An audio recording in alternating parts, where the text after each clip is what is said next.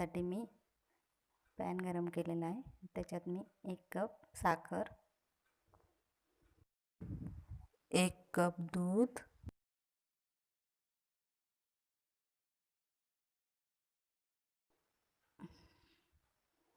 ते मी पूर्ण आटून घेणार आहे.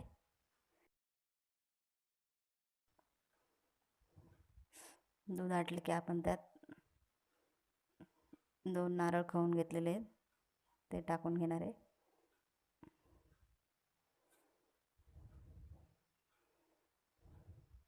आणि हे सगळं मिक्सर छान हलवून घ्यायचं आहे. जोपर्यंत सुकं होत नाही तोपर्यंत हलवत राहायचं आहे. करपून द्यायचं नाही खालनं. पूर्ण कोरडं होऊन द्यायचं.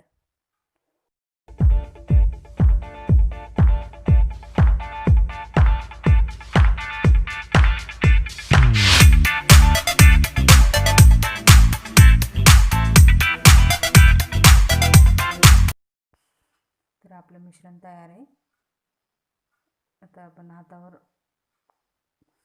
त्याची गोळी होती का बघणार आहे. तर त्याची गोळी होती म्हणजे आपलं हे मिश्रण रेडी आहे. आता आपण गॅस बंद करणार आहे. तर मी ते एक प्लॅस्टिकचा ट्रे घेतला आहे, त्यात बटर पेपर टाकलं आहे, सारण टाकून घेतले.